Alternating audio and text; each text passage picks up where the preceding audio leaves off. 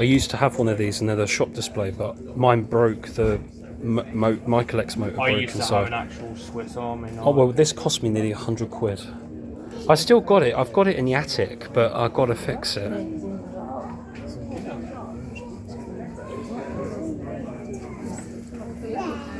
Well, guys, this is the Automaton shop display Victorinox knife automaton.